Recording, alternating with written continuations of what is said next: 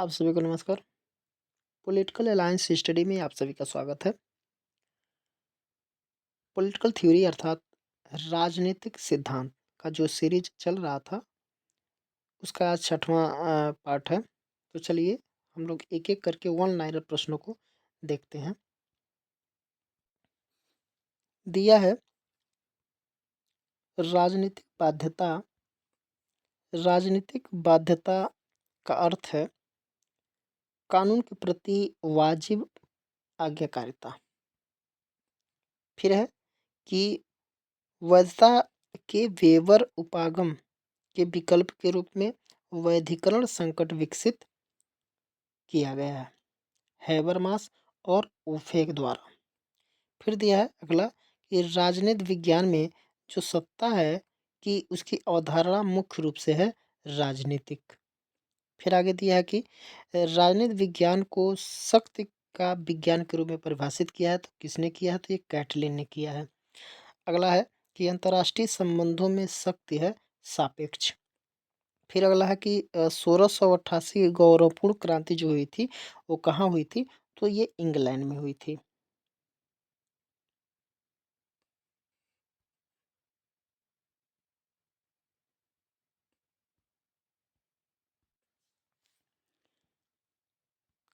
फिर आगे दिया है कि इतिहास कुलीन वर्गों का शमशान है। ये जो कथन है ये पैरेटो का है। फिर आगे दिया कि प्रबंधकीय क्रांति की बात कही है तो जेम्स बर्नहेम ने की कही है।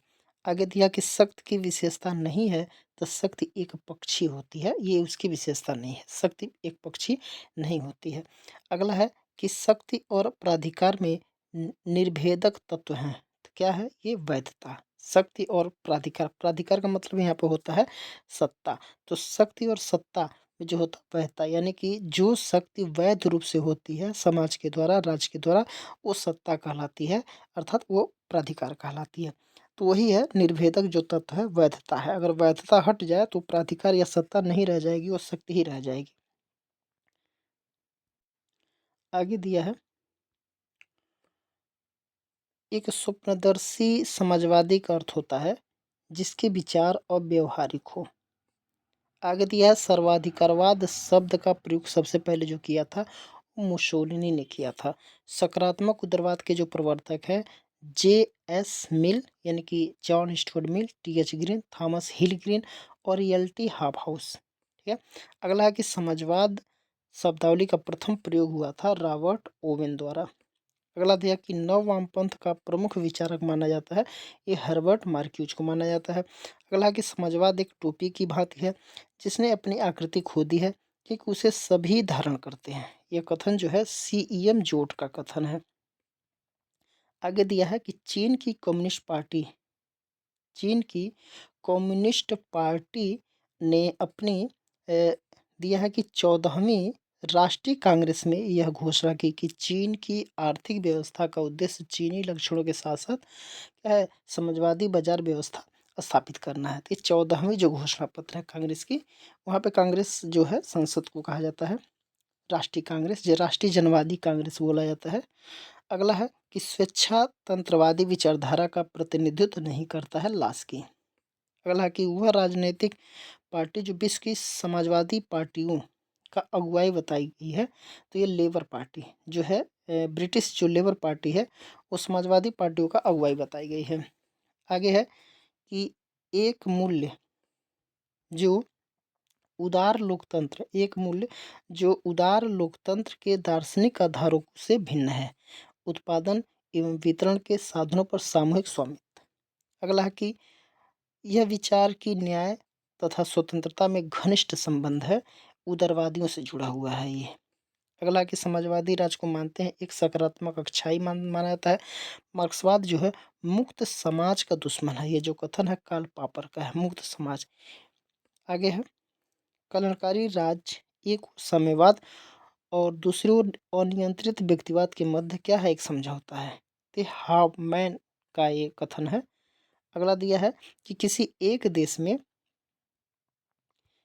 एक देश में समाजवाद की अवधारणा का प्रतिपादन किया है स्टालिन ने, किसमें? तो रसिया ने किया था। अहस्तक्षेप का सिद्धांत भी कहा जाता है व्यक्तिवाद को। अगला है कि मार्क्सवाद से संबंधित नहीं है। देखिए यहाँ पे दिया है कि मार्क्सवाद से संबंधित नहीं है। यद्भाव्यम, यद्भाव्यम जो है वो मार्क्सवाद से संबंधित नहीं है।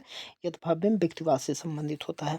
सकारात्मक उदारवादी जो है एच.जे. लास्की है।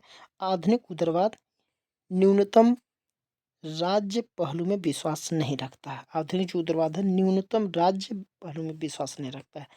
अगला जो है प्रारंभिक उदारवाद सी.बी. मैक्सफेरसन। प्रारंभिक उदारवाद जो है सी.बी. मैक्सफेरसन ने सत्व उदारवाद प्रकार अभिलक्षित किया है। यहाँ पे सत्व उदारवाद प्रकार रहेगा। अगला देखिए कि मार्क्सवाद को अधिनायकवादी सिद्धांत कहा है। तो कार्ल पॉपर और हैन्ना आरेंट ने जो है अधिनायकवादी सिद्धांत कहा है। किसको? मार्क्सवाद को कहा है। आगे दिया है कि नव उदारवाद के विकास चरणों का आरोही क्रम है। नव उदारवाद के विकास के चरणों का जो उदारवादी, एक मिनट, उदारवाद के विकास चरणों का आरोही क्रम जो है नकारात्मक उदारवाद, सकारात्मक उदारवाद, उसके बाद समतावादिता है, उसके बाद स्वेच्छातंत्रवाद वाला है। देखिए यहाँ पे सुमेलित करना है। सूची 1 सूची 2 से नाजीवाद जो है वो जर्मनी में हुआ था। हिटलर ने, नाजीवाद का जो जनक है वो हिटलर है। हिटलर ने नाजीवाद यानी कि नाजी पार्टी से उठा किया तो जर्मनी में किया। गिल्ड समाजवाद जो है ये ब्रिटेन है। फांसीवाद जो है इटली में मुसोलिनी के द्वारा। फेबियनवाद जो है ये ब्रिटेन से संबंधित है। अगला है कि सब कुछ राज्य के भीतर, सब कुछ राज्य के भीतर, राज्य के बाहर कुछ नहीं और राज्य के विरुद्ध भी कुछ नहीं। ये कथन इंगित करता है सर्वाधिकारवाद का। देखिए सर्वाधिकारवाद में जितने डिक्टेटरशिप बातें हैं वो सारे इसमें आ जाते हैं सर्वाधिकारवाद में। अगला है कि युद्ध पुरुष के लिए वही है जो स्त्री के लिए क्या है? मातृत्व है। ये कथन जो है वो मुसोलिनी का है कथन। जो ये मुसोलिनी यही इटली में फांसीवाद का जनक माना जाता है। यहाँ पर सूची 1 है, सूची 2 है। यहाँ पे यूटोपियन समाजवाद सेंट साइमन, फेबियन समाजवाद सिडनी वेब, वैज्ञानिक समाजवाद कार्ल मार्क्स, श्रेणी समाजवाद जो है जी.डी.एच. कोल। आगे है कि आधुनिक व्यक्तिवाद का प्रवक्ता है। ग्राहम वालास को आधुनिक व्यक्तिवाद का प्रवक्ता माना जाता है। राज्य एक नैतिक संस्था जो मनुष्य के पूर्ण नैतिक विकास के लिए अपरिहार्य है। इस वक्तव्य का संबंध है आदर्शवादियों से। अगला है महत्वाकांक्षी संवेदनशील वितरण। अब महत्वाकांक्षी संवेदनशील वितरण योजना की शुरुआत संसाधनों की समानता प्राप्त करने हेतु ये रोनाल्ड ड्वार्किंग द्वारा ने की थी। अगला कि मार्क्सवादी के अनुसार समाज में अन्याय की मुख्य परीक्षा है शोषण, जो है ये शोषण हो जाएगा। अगला है वैज्ञानिक समाजवाद, मार्क्सवाद के रूप में भी जाना जाता है। जो वैज्ञानिक समाजवाद है इसको मार्क्सवाद के रूप में भी जाना जाता है। यहाँ पे दिया है। अगला दिया है कि उदारवाद की कमजोरी है।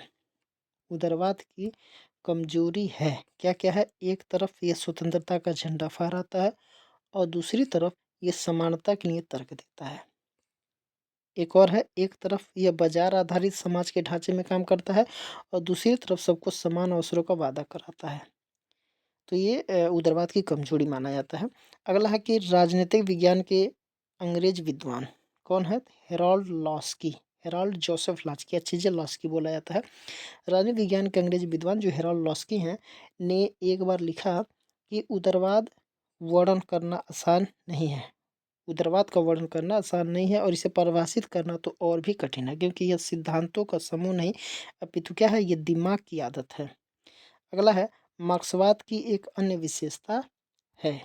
क्या है? अतिरिक्त मूल्य का सिद्धांत। अगला है मार्क्सवादी सिद्धांत के आने के पीछे मूल कारण जो था 17वीं 18वीं शताब्दी के दौरान जो पूंजीवाद के दुष्प्रभाव जो है उसी के कारण ये मार्क्सवादी सिद्धांत आया था। अगला है कि समाजवाद के सिद्धांत का तर्क है कि सामान्य सामाजिक कल्याण परिणाम होता है व्यक्तिगत हित का अधिकतम करोड़ों का। अगला है कि वह व्यक्तित्व जिसने समाजवाद के विचार के रूप में 7 क्रांतियों का सप्त क्रांति दिया था, तो ये राम मनोहर लोहिया ने दिया था। अगला है कि समाजवादी बहुलवाद की सिफारिश करता है जिससे उसका अर्थ राज्य के लोकतंत्रीकरण से है। तो ये पाउल टाज है। अगला है वह विचारक जो यह मानती है कि पारंपरिक मूल्यों और पद सोपानों की गिरावट उन कारणों में से थी जिन्होंने नाजीवाद स्टालिनवाद के प्रादुर्भाव का क्या किया, प्रतिपादन किया। तो यह अन्ना आरेंट है। अगला है कि समाज की उन्नति के लिए विज्ञान की प्रबुद्धता न सही आवश्यक है। ये कथन जो है फ्रांसिस बेकन का है। अगला है कि आंग्ल भाषी जगत में राजनीतिक सिद्धांत मर चुका है। साम्यवादी देशों में यह बंदी है और अन्यत्र क्या कर रहा है, ये मर रहा है। ये कथन जो है अल्फ्रेड कॉबन का है। अल्फ्रेड कॉबन जो होते हैं। देखिए अगला है कि राज्य के वर्ग सिद्धांत का समर्थन किया था। कार्ल मार्क्स ने भी किया था, एंजल्स ने भी किया था और लेनिन ने भी किया था। लेकिन इसका जो प्रणेता है वो कार्ल मार्क्स को माना जाता है। अगला है कि वह तत्व जो राज्य की सर्वोच्च शक्ति के रूप में माना जाता है, तो संप्रभुता। संप्रभुता क्या है, राज्य की सर्वोच्च शक्ति के रूप में माना जाता है। आगे सुमेलित करना है, दिया है सूची 1 दिया है, सूची 2 दिया है। दांते जो है रोमन साम्राज्य से संबंधित है। मैकियावेली जो है राजनीति तथा नैतिकता से संबंधित है। राजनीति और नैतिकता को अलग अलग किया था। लेनिन जो है साम्राज्यवाद का सिद्धांत दिया था और स्पेंसर जो है राज का क्या है, सावयवी सिद्धांत, शरीर के अनुसार सावयवी सिद्धांत माना है।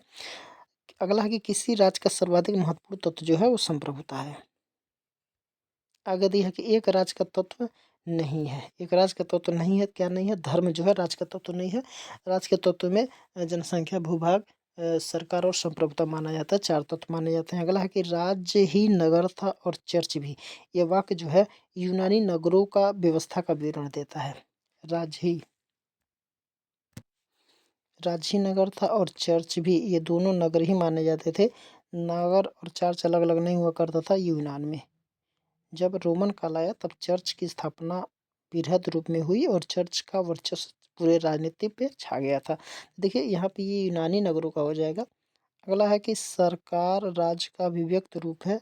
यह व्यक्ति के सामान्य उद्देश्य की पूर्ति करता है। जो है ये लिकाक का कथन जो है, वह विद्वान जो निश्चित भूभाग को राज्य का अनिवार्य तत्व नहीं मानता। तो सीले जो है निश्चित तौर पे ये कहते हैं कि निश्चित भूभाग जो है वो राज्य का अनिवार्य तत्व नहीं है। राज्यों का वर्गीकरण सर्वप्रथम किया था अरस्तु ने। राज्य कहे जाने के लिए अति आवश्यक तत्व जो है वो सर्वोच्च सत्ता। सर्वोच्च सत्ता का मतलब होता है संप्रभुता। अगला है राज्य के आवश्यक तत्व हैं। राज्य के जो आवश्यक तत्व हैं ये 4 हैं। राज्य का आवश्यक अंग नहीं है कानून, राज्य नहीं है राजस्थान, राज्य नहीं है, राज्य के स्वरूप के बारे में सही है, राज्य साधन और साध्य दोनों है। अगला है कि राज्य के सावयव सिद्धांत यानी कि ओरिजिन थ्योरी के समर्थक जो है ब्लंटसली और हर्बर्ट स्पेंसर है। राज्य का आधार शक्ति नहीं इच्छा, यह कथन जो है टी.एच. ग्रीन का है। वह संपूर्ण विज्ञान में साझेदारी है, संपूर्ण कला में साझेदारी है, प्रत्येक सद्गुण और सभी पूर्णता में साझेदारी है। राज्य का इस प्रकार का वर्णन कौन किया था, तो एडमंड बर्ग ने किया था। अगला है इंग्लैंड में लेसस फेयर सिद्धांत। इंग्लैंड में लेसस फेयर सिद्धांत का प्रतिपादक नहीं था। यहाँ पे दिया प्रतिपादक नहीं था, तो एडम स्मिथ नहीं है। लेसस फेयर का अभिप्राय जो है व्यक्ति को अकेला छोड़ दो। अगला है कि राज्य एक संसार है जिसे आत्मा अपने लिए बनाती है। ये कथन जो है हीगल का है। राज्य को एक संप्रभु भूक्षेत्रीय समूह कहा गया है, लाशवेल ने।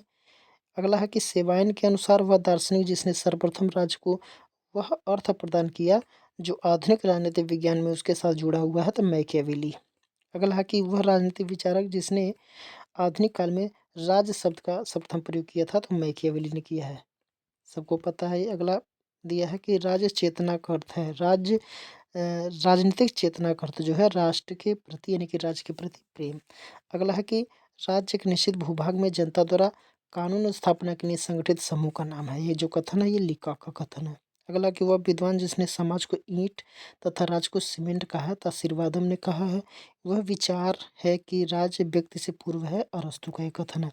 राज्य को एक निश्चित भूभाग के राजनीतिक दृष्टि से संगठित लोक के रूप में परिभाषित किया, तो ब्लंटसली ने किया, ब्लंसली या ब्लटनसली। अगला है कि राज्य पृथ्वी पर ईश्वर का अवतरण है। बहुत ही सस्ता प्रश्न है ये। राज्य पृथ्वी पर ईश्वर का अवतरण है, हीगल का कथन है। राज्य स्वयं में एक साध्य है, यह विचार व्यक्त किया है आदर्शवादियों ने। सरकार और राज्य में विभेद किया है, तो ये लॉक ने विभेद किया। राज्य और सरकार में विभेद जो है लॉक ने किया है। आगे है राज्य की जगह रिपब्लिक शब्द को प्रमुखता दी है। राज की जगह रिपब्लिक शब्द को प्रमुखता दी है, तो ये है बोधा। कौन है? बोधा ही है। आगे है कि एक परस्पर विरोधी वर्गीय समाज में राज्य एक राजनीतिक उपकरण है।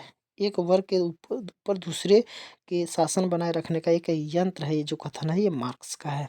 अगला है कि एक इस विचार का है कि राज्य मानव शरीर का प्रतिरूप मात्र है। समर्थक जो नहीं है वो ब्लंटसली नहीं है। अगला रात्रि प्रहरी राज्य की अवधारणा का समर्थक जो है रॉबर्ट नॉजिक ने दिया था। ये आगे है कि एक राजनीतिक चिंतक जो राज्य के नकारात्मक कार्यों की अवधारणा को प्रतिपादित करता है तो हर्बर्ट स्पेंसर है। राज्य भूमि एवं खानों का राष्ट्रीयकरण करना चाहता है तो राज्य भूमि एवं खानों का राष्ट्रीयकरण करना चाहता है तो एक समाजवादी है। उच्च समाजवादी विचारधारा में इस तरह का होता है। राज्य उच्चतम नैतिकता का प्रतिनिधित्व करता है तो ये मत जो है वो कांट का है। अगला है कि वह भाषा जिसमें जिसमें शब्द स्टेट उत्पन्न हुआ है प्रथम प्रयुक्त हुआ टिप्टोनिक के द्वारा। आगे है कि एक शब्द जिसका प्रयोग हब्स द्वारा राज्य को इंगित करने के लिए किया गया है कॉमनवेल्थ। राज्य की जगह पे या समाज की जगह पे कॉमनवेल्थ का प्रयोग करता है। अगला है कि जिस राजनीतिक दर्शन ने सर्वप्रथम राजनीति शास्त्र में आधुनिक राज्य की अवधारणा को प्रस्तुत किया है वो मैकियावेली है। अगला राज्य नहीं है न्यूयॉर्क। ये एक राजनीति ये क्या है? न्यूयॉर्क जो है अमेरिका के एक छोटा सा इकाई है, राज्य है, प्रांत है, लेकिन राज्य नहीं है, मतलब देश नहीं है। आगे है कि वह विद्वान जिसने इस बात पर बल दिया है कि राज्य के तत्वों में राजनीतिक आज्ञा पालन के लिए लोगों की सामान्य सहमति को भी ध्यान में दिया जाना चाहिए।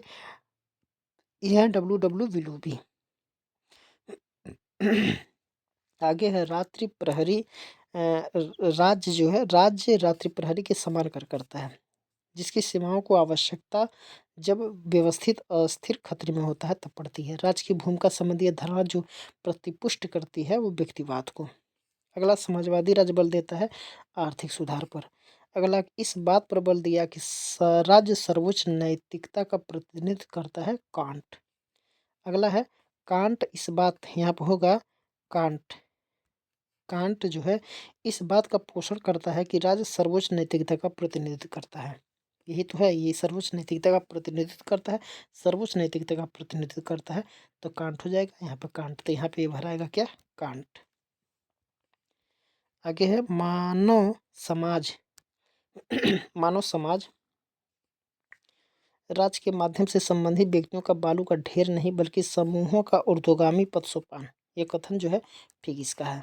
आगे मिलान दिया है, सूची 1 है, सूची 2 है। यहाँ पे लॉक जो है राज्य लोगों की सहमति पर आधारित होती है। प्लेटो के अनुसार राज्य मानव विवेक का साकार रूप है। अरस्तु जो है राजनैतिकरण की एक इकाई है और डिग्वी जो है राज्य विधि के सृजन हेतु ही एक इकाई है।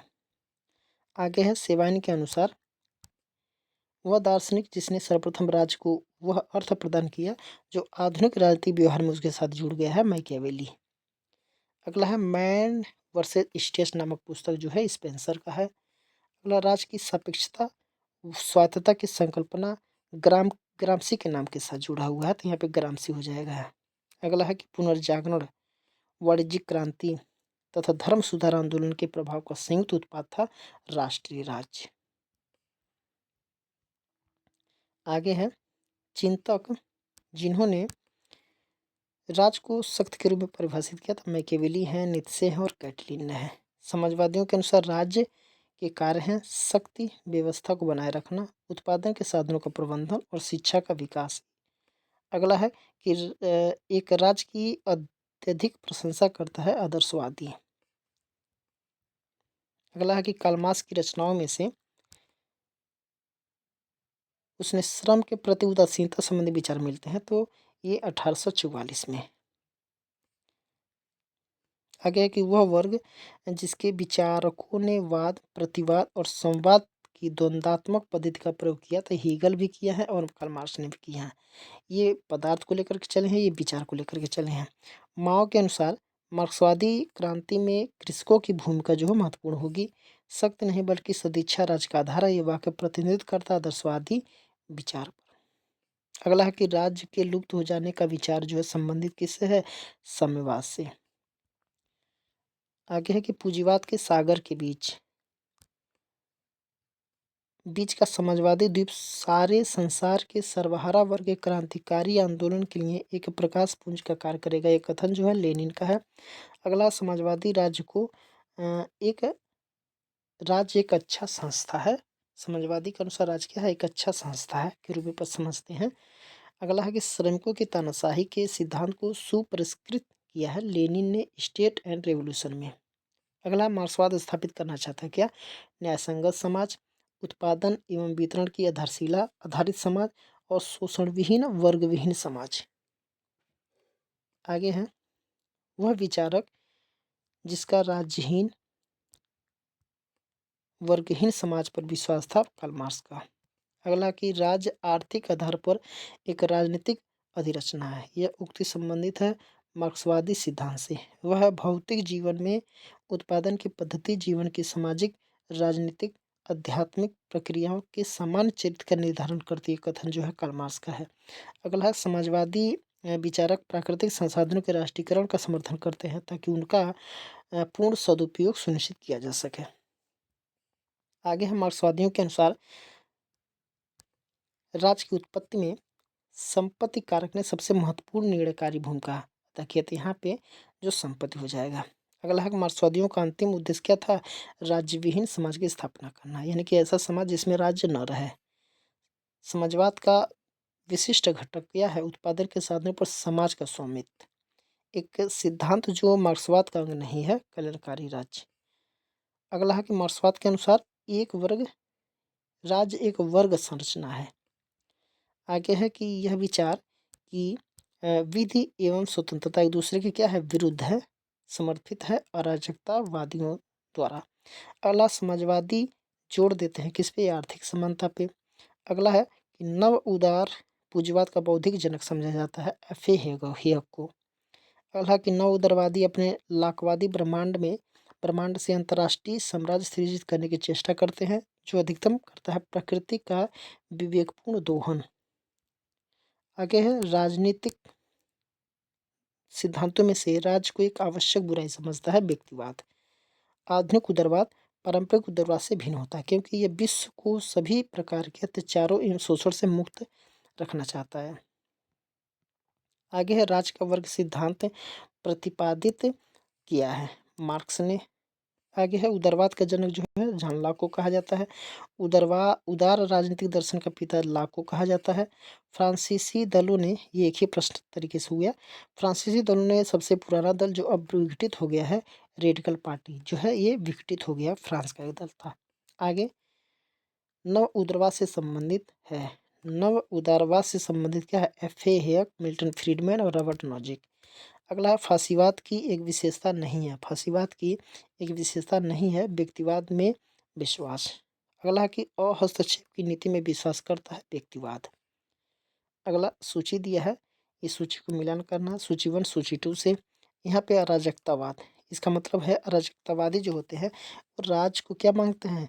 बुराई मानते हैं। यानी कि यह एक कहा जाता है व्यक्तिवाद में कि अराजकतावाद यानी कि जो राज को नहीं मानते हैं वो राज को अनावश्यक भी मानते हैं और बुराई भी मानते हैं। लेकिन जो व्यक्तिवाद है ये राज को आवश्यक मानते हैं लेकिन बुराई भी मानते हैं। आवश्यक इसलिए कि इनकी संपत्तियों की रक्षा करेगा और बुराई इसलिए है कि ये व्यक्ति के ऊपर हस्तक्षेप करता है। आदर्शवाद जो होते हैं वो राज्य आवश्यक मानते हैं और मार्क्सवाद राज्य विहीन वर्ग विहीन समाज की स्थापना करना चाहता है। समाजवाद का संबंध मुख्यतः क्या है? श्रमिक वर्ग से। अगला, समाजवाद प्रतिपादन करता है राज्य के द्वारा नियोजन हो। आगे, द्वंद्वात्मक भौतिकवाद का सिद्धांत है वैज्ञानिक समाजवाद का। अगला, उदार का मूल तत्व है वैयक्तिक स्वतंत्रता। अगला, उदारवादी सिद्धांत के अनुसार राज्य किसी साध्य के लिए एक साधन है। अगला है, वह दृष्टिकोण जो उदारवाद के सिद्धांत से संबंधित है प्रतिस्पर्धी समूह। अगला है, व्यक्तिवाद का नैतिक औचित्य प्रस्तुत किया है क्या है? लास्की ने। अगला, राजनीतिक क्षेत्र में उदारवाद ने अभिवचन किया है चिंतन, लेखन, अभिव्यक्ति तथा प्रकाशन की स्वतंत्रता के लिए। अगला, फेबियन समाजवाद का विश्वास है कि समाज क्या है? धीमे धीमे आएगा। समाजवाद क्या है, धीमे धीमे आएगा। अगला है कि मार्क्सवाद ने पैट्रिशियन, प्लेबियन और गिल्ड मास्टर जर्नीमेन का उल्लेख किया है वर्ग संघर्ष के संदर्भ में। अगला है कि मैक्स वेबर, दुर्खीम और पैरेटो को राजनीतिक शास्त्र के क्या है, समाजशास्त्री उपागम से जोड़ा जाता है। अगला है कि वह विचार जिसको प्राय व्यक्तिवादी विचारक अपने अनुकूल पाते हैं, क्या है, डार्विन का अनुकूलतम की अतिजीविता का सिद्धांत। फिर है श्रमिक संघ और व्यापक हड़ताल पर। अगला है श्रमिक संघ और व्यापक हड़ताल पर अधिक जोर दिया जाता है सिंडिकेलिस्ट समाजवाद में। अगला है कि थॉमस मूर, फुरियर और रॉबर्ट ओवेन को स्वप्निल समाजवाद से विचारधारा से जोड़ा जाता है। जो स्वप्निल समाजवाद विचारधारा है उसी से जोड़ा जाता है। किसको किसको, थॉमस मूर, फुरियर और रॉबर्ट ओवेन को। आगे उदारवाद से मेल नहीं है, उदारवाद से मेल नहीं है तो ये बुर्जुआ समाजवाद मेल नहीं है। राज्य साधन है, साध्य नहीं, ये जो व्यक्तिवाद का कथन है, क्योंकि व्यक्तिवादी जो है व्यक्ति को केंद्र में रख करके सारा विचार देते हैं, सारा सिद्धांत दिए हैं। अगला है कि राजनीतिक सिद्धांत जो नागरिकों के व्यक्तिगत जीवन में न्यूनतम हस्तक्षेप करे उसे क्या कहते हैं, व्यक्तिवाद। अगला उदारवाद हित चाहता है, क्या, धनवानों का। अगला है कि राज्य एक आवश्यक बुराई है, ये व्यक्तिवादियों के अनुसार है। मानव विवेक में आस्था क्या है, उदारवाद विचारधारा में है, ये मानव विवेक में आस्था है। फांसीवाद में फांसी शब्द का अर्थ क्या है, प्राचीन रोम के अधिकारियों की शक्ति के प्रतीक में डंडों का एक समूह है, उसको फांसी कहा जाता था। आगे है फांसीवाद का जन्म जो हुआ था वो कहाँ हुआ था, तो इटली में हुआ था। आगे है अंतर्राष्ट्रीयता का विरोध किया कौन, फांसीवाद ने। फांसीवाद विश्वास करता है कि राज्य दल से श्रेष्ठ है। अगला फांसीवाद ने राज्य को क्या माना है, व्यक्तियों पर एक निरंकुश शक्ति। फांसीवाद अधिक महत्व प्रदान करता है, क्या है, राष्ट्र को महत्व प्रदान करता है। अगला है फांसीवादियों के अनुसार जनतंत्र का सर्वाधिक वास्तविक रूप अभिजात के यानी अभिजात के द्वारा चलाई जाने वाली सरकार में पाया जाता है, तो यहाँ पे अभिजात हो जाएगा। अगला है कि नाजीवाद का जन्म जो है हिटलर को है, जर्मनी में किया था 1933 में। अगला है कि इटली में फांसीवाद का उदय का परिणाम क्या था, प्रथम विश्व युद्ध का। अगला है कि सभी कुछ राज्य में निहित है, राज्य से बाहर कुछ भी नहीं है, राज्य ही सर्वोपरि है, यह विशेषता दिखाई देती है किसमें, सर्वाधिकारवाद में। अगला है कि फांसीवाद के सिद्धांत का वर्णन इस रूप में किया गया है कि वह समाजवाद का राष्ट्रवादी रूप है, ये क्या है, अल्फ्रेडो रुक्को ने बताया है। अगला है कि वह विशेषता जो फांसीवाद में पाई जाती है तो क्या है, प्रजातंत्र का विरोधी होता है। अगला है कि ऐसी शासन व्यवस्था जिसमें संपत्ति उत्पादन के साधन पर समाज का नियंत्रण होगा, व्यक्तिगत संपत्ति समाप्त होगी तथा समाज शोषण मुक्त होगा, ये समाजवाद कहलाएगा। अगला कि वह विचारधारा जिसने निजी संपत्ति को प्रगति का आवश्यक शर्त माना है, उदारवादी। श्रेणी समाजवाद का संबंध क्या होता है, ब्रिटेन देश से रहा, श्रेणी समाजवाद का जो संबंध है वो ब्रिटेन देश से रहा है, यहाँ पे ब्रिटेन हो जाएगा। अगला है कि समाजवाद परिस्थितियों के अनुसार रंग बदलने वाला गिरगिट का सा धर्म है, यह कथन जो है रैमजे म्योर का है। अगला है व्यक्तिवाद व समाजवाद में संबंध जो है परस्पर विरोध का होता है। अगला है कि सामाजिक न्याय की अवधारणा पर बल देते हैं मार्क्सवादी। अगला है कि आदर्शवाद है, आदर्शवाद है क्या है, राज्य का समर्थक। आदर्शवाद है क्या, राज्य का समर्थक। अगला अराजकतावाद क्या है, राज्य के विरुद्ध। अगला है कि आधुनिक उदारवादी प्रजातांत्रिक राज्य एक औद्योगिक राज्य बन गया है, यह मानता है गिलब्रेट का। अगला है मार्क्सवादी समाजवाद के अनुसार समाजवादी राज्य में राज्य क्या है, आवश्यक है। अगला है कि वह प्रभाव क्षेत्र दिया है कि प्रभाव क्षेत्र का साम्राज्य है, यह आधुनिक साम्राज्यवाद है, नव उपनिवेशवाद। अगला सुमिलित करना है दिया, विकासवादी समाजवाद बर्नस्टीन, वैज्ञानिक समाजवाद कार्ल मार्क्स, काल्पनिक समाजवाद सेंट साइमन, अराजकतावाद क्रोपोटिकन। अगला है कि वह कृति जिसको साम्यवाद की बाइबिल कहा जाता है, दास कैपिटल को, वेल्थ ऑफ नेशन की जो रचना की थी वह एडम स्मिथ ने किया था। अगला है कि संपत्ति के अधिकार की मांग की थी, संपत्ति के अधिकार की जो मांग की थी वह उदारवाद ने किया था। और ये प्रश्न लास्ट है कि हर एक से अपनी क्षमता के अनुसार, हर एक को अपनी आवश्यकता के अनुसार ये सूत्र दिया है साम्यवादी व्यवस्था का। तो आज के लिए इतना ही। इसके आगे के प्रश्न को अभी कुछ सेट और बाकी रहेंगे राजनीतिक सिद्धांत का, तो इसके आगे के प्रश्नों को हम लोग अगले वीडियो में देखेंगे।